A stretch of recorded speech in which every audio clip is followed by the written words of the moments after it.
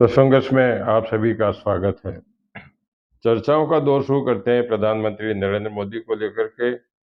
नरेंद्र मोदी पिछले जिस प्रकार से मैं आपको लगातार बता रहा हूं कि वो लोकसभा चुनाव को लेकर के कई कार्यक्रमों के माध्यम से मतदाताओं के बीच जाने का प्रयास कर रहे हैं। विभिन्न प्रदेशों में उनकी यात्रा शुरू हो चुकी है, जिसको लेकर के लगातार उनकी यात्राओं का दौर जारी है। आज प्रधानमंत्री नरेंद्र मोदी ने खाद्यान्न भंडारण योजना को आज शुभारंभ किया, उद्घाटन किया। यह 11 राज्यों में शुरू होगी, जिसमें एग्रीकल्चर क्रेडिट सोसाइटी बनाई जाएगी, जिससे किसानों को फायदा भी होगा। इसको लेकर के किसानों को पीएम ने पैक्स के 11 गोदामों का शुभारंभ करके और 500 की नींव भी रखी है। 11 का तो शुभारंभ किया, उद्घाटन किया है, 500 की नींव रखी है और सहकार समृद्धि के माध्यम से किसानों को लाभ पहुंचाने का प्रयास किया जाएगा। इसी तरह से प्रधानमंत्री नरेंद्र मोदी ने हर घर में सूर्य घर बनाना का जो एक संकल्प राम मंदिर का जब उद्घाटन करके आए थे, तो उन्होंने कहा था कि लगभग 5 करोड़ लोगों के घरों में छत पर जो सोलर लाइट लगाई जाती है वो लगाई जाएगी, जिसको लेकर के छत्तीसगढ़ में सूर्य घर बनाने की योजना के तहत शुभारंभ किया उन्होंने और 34,427 करोड़ रुपए की विभिन्न योजनाओं का भी उन्होंने शिलान्यास और उद्घाटन किया। लेकिन जब वो अपने पूरे अंदाज में रहते हैं तो कांग्रेस को बख्शना नहीं छोड़ते हैं। उन्होंने कहा कि हम जो योजनाएं ला रहे हैं उसमें 100% पैसा खर्च कर रहे हैं। अगर कांग्रेस होती तो मात्र 15 पैसे ही इस योजनाओं पर खर्च होते, क्योंकि जब राजीव गांधी ने भी उस समय प्रधानमंत्री थे तो कहा था कि इतना पैसा केंद्र से जाता है, लेकिन पहुंचते पहुंचते वहां तक हो जाता है। साथ ही उन्होंने ये भी कहा कि कांग्रेस परिवारवाद, भ्रष्टाचार और तुष्टीकरण से आगे सोच ही नहीं पाती है। उनकी सोच यहीं तक सीमित है। प्रधानमंत्री नरेंद्र मोदी ने कई कई कई बातें कही, लेकिन मुख्य रूप से जो बातें कही उनमें से ही था, उन्होंने मुरादाबाद में भी जो राहुल गांधी ने जब कहा था कि लोगों को ध्यान भटका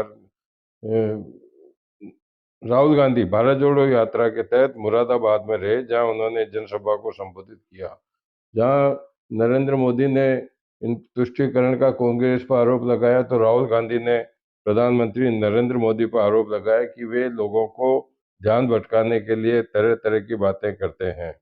उन्होंने कहा कि बीजेपी देश में नफरत फैलाने का काम कर रही है, लोगों को ध्यान भटकाकर देश को लूट रहे हैं। वे नफरत की दुकान बंद करने निकला हूँ, मैं नफरत की दुकान बंद करने निकला हूँ। ये बात उन्होंने पहले भी कही थी और आज भी कही। साथ ही उन्होंने विपक्ष के कुछ नेताओं पर भी बताया कि विपक्ष के जो कुछ दलों को इंडिया गठबंधन से दूर करने के लिए ईडी की कार्रवाई से उनको धमकाया जा रहा है, डराया जा रहा है, लेकिन हम डरने वाले नहीं हैं। हम किसी भी हालत में लड़ते रहेंगे। उन्होंने यह भी कहा कि बड़े सरकारी और गैर सरकारी संस्थाओं में पिछड़े और आदिवासी लोगों को स्थान नहीं मिला है। कुल मिला के ये सब योजनाएं जो है चुनाव को लेकर के ही दोनों दलों द्वारा की जा रही है। पिछले जो संसद का जो सत्र हुआ था वर्षाकालीन, उसमें आईपीसी की 3 धाराओं में परिवर्तन किया गया था, जिसमें मुख्य रूप से जो धाराएं प्रस्तावित की गई थी, जिनको लेकर के 8 जुलाई से नए कानून लागू हो जाएंगे। आपराधिक कानून गृह मंत्रालय ने इसमें जो आदेश जारी कर दिए हैं, जिसमें ड्राइविंग वाले मामले में, परिवहन वाले मामले में 420 वाले को 316 वाले मामले में जिस प्रकार का संशोधन किया गया था, वो संशोधन उसमें किया जा कर के अब वो 8 जुलाई से लागू हो जाएगा। यूपी में जो पेपर लीक हुए थे सिपाहियों की भर्ती के, वो अब 6 महीने के लिए रद्द कर दिए गए हैं, जिसमें 60,000 से पद 48 लाख लोगों ने परीक्षा दी थी, लेकिन अब वो रद्द कर दिए गए हैं।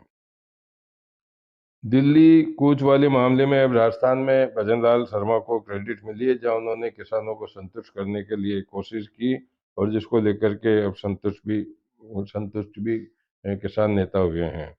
बात करते हैं उत्तर प्रदेश के कासगंज की, तो बहुत बड़ी एक घटना हुई आज। माघ पूर्णिमा का दिवस था, तो कासगंज से लगभग 20 से 25 लोग एक ट्रैक्टर में बैठ करके धार्मिक स्थान पर जा रहे थे, जहां ट्रैक्टर एक नदी में गिर गया, जिसमें 7 बच्चों सहित 8 महिलाओं की मौत हो गई, ताकि अन्य कुछ लोगों को अस्पताल में भर्ती कराया गया, जहां उनका उपचार जारी है। और इसके लेकर के गांव के अंदर हाहाकार मच गया। बताया जाता है कि मुंडन संस्कार में भाग लेकर गंगा दर्शन करके ये लोग लौट रहे थे। इसी प्रकार से अब आप और कांग्रेस में जो पिछले कुछ दिनों से सीटों के बंटवारे को लेकर के मामला चल रहा था, उसमें कुछ निर्णय लेने की जानकारी मिली है, जिसमें दिल्ली में 4 सीटों पर आप और 3 पर कांग्रेस लड़ेगी। गुजरात, हरियाणा, चंडीगढ़ में भी बंटवारा होने की जानकारी मिली है, लेकिन सीटें कितनी होगी इसका अभी खुलासा नहीं हुआ। वहीं शरद पवार ने भी अपनी पार्टी का एक नया चुनाव चिन्ह घोषित कर दिया है, और जिसको लेकर के उन्होंने कहा भी है कि मेरा जो निशान है वो विरोधियों में डर की भावना पैदा करेगा। निशान से लोग उनके प्रति प्रभावित होंगे, उनकी पार्टी के प्रति।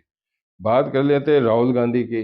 राहुल गांधी की यात्रा, भारत जोड़ो यात्रा, न्याय यात्रा कल धौलपुर में आने वाली है, जिसको लेकर के भजनलाल जो मुख्यमंत्री हैं राजस्थान के, वो भी अपने यात्रा आभार यात्रा के रूप में राहुल गांधी की यात्रा से पहले 9 लोकसभा विधानसभा क्षेत्रों में उनका जाने का कार्यक्रम है, जहां ईआरसीपीसी के मामले में आभार व्यक्त करने के लिए उनकी यात्रा निकलेगी। और सचिन पायलट भी छत्तीसगढ़ से राजस्थान आ गए हैं, जहाँ वो धौलपुर में कल राहुल गांधी की भारत जोड़ो यात्रा में शामिल होंगे। मुख्यमंत्री भजनलाल शर्मा आज राजस्थान में कई दौरों में रहे, जहाँ एआरसीपी में उन्होंने आभार यात्रा में भी शामिल लिया। शाम को वे आज बहुत व्यस्त रहे भजनलाल शर्मा। शाम को वे दिल्ली पहुंच गए। दिल्ली में जो लोकसभा की जो सीटें हारी हुई थी, या जो प्रत्याशी हारे हुए थे, उनके नामों पर विचार करने के लिए एक स्टेट वाइज कमेटियों की बैठक बुलाई गई थी, जिसमें उन्होंने भाग लिया। अब वो दिल्ली में से रात को लगभग 9:30 बजे किशनगढ़ आएंगे। किशनगढ़ आने के बाद में उनका किशनगढ़ से सीधा पुष्कर जाने का कार्यक्रम है, जहां वे मध्य प्रदेश के मुख्यमंत्री मोहन यादव के पुत्र वैभव गहलोत की शादी समारोह में भाग लेंगे।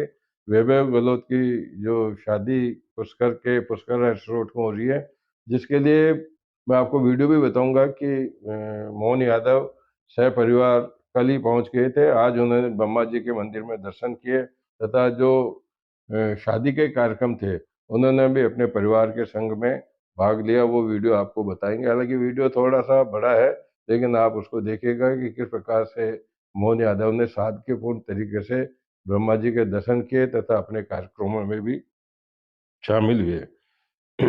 जो शादी समारोह हो रहा है, शादी समारोह में काफ़ी नेताओं के पहुंचने की संभावना है। ये शाम को पुष्कर रिसोर्ट में नेताओं के आगमन की तैयारी को लेकर के वहाँ काफ़ी व्यवस्था की गई है। जैसा कि मैंने आपको बताया था कि पुष्कर में मध्य प्रदेश और राजस्थान की पुलिस का काफ़ी जाब्ता तैयार किया गया है। सिक्योरिटी वाले भी मध्य प्रदेश से और राजस्थान से भी पहुंचे हैं। तो भजनलाल रात को आएंगे, और भजनलाल रात को लगभग 11:30 बजे वापस किशनगढ़ पहुंचेंगे, और किशनगढ़ एयरपोर्ट से वो उनका वापस जयपुर जाने का कार्यक्रम है। तो ये सब कुछ चर्चाएं रही। बात करते हैं जसनाथ जी की। जसनाथ जी महाराज का एक बहुत बड़ा स्थान है जैतारण में, रास के पास में, भगतपुरा में, जहाँ उनकी काफ़ी मान्यता है।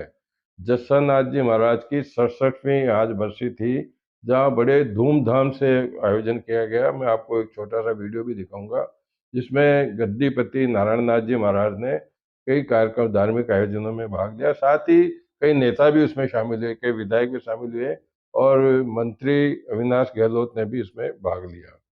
भाजपा में जहाँ देश के स्तर राष्ट्रीय स्तर पर, प्रदेश स्तर पर जिस प्रकार से भाजपा चुनाव में लगी हुई, इसी प्रकार से जिला स्तर पर भी चुनाव में लगी हुई है, जिसको लेकर के अब आज अजमेर जिला देहात कमेटी के अध्यक्ष देवशंकर भोतड़ा ने 2 गुर्जर नेताओं को भी कार्यकारिणी में शामिल किया, जिसमें मसूदा से सूरज नारायण गुर्जर खटाना खेड़ा वाले हैं, सूरजकरण गुर्जर, उनको शामिल किया है। सूरजकरण गुर्जर चूंकि देवसेना के प्रदेश उपाध्यक्ष भी हैं तथा सामाजिक कार्यकर्ता, भाजपा के साथ साथ में सामाजिक कार्यकर्ता भी हैं, तो गुर्जर वोटों को प्रभावित करने के लिए समझा जाता है कि उनको भाजपा में शामिल किया गया है, भाजपा में शामिल किया, कार्यकारिणी में शामिल किया गया है। इन्हीं सब चर्चाओं के साथ में आज के प्रसंग को इसको यूँ विराम दे दें, क्योंकि मेरा कुछ दिनों से बम्बई प्रवास है। मैं बम्बई में कई कार्यक्रमों में व्यस्त रहने के कारण मैं आपके मध्य आने का पूरा प्रयास करता रहूँगा। मुख्य रूप से जो चर्चाएँ होगी आपके सामने शेयर करने की कोशिश करूँगा। आज की चर्चाओं को यहीं विराम देते हैं। कल फिर नई चर्चाओं के साथ में आपके सामने उपस्थित होऊँगा। तब तक के लिए नमस्कार। वीडियो अवश्य देखिएगा।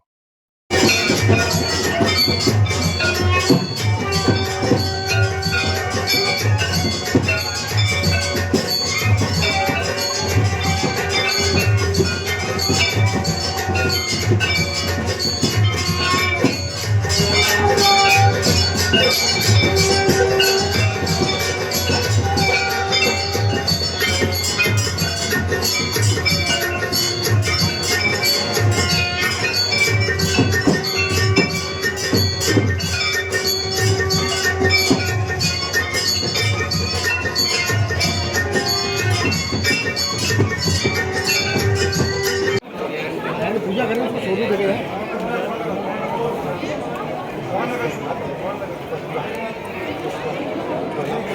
इधर देखो।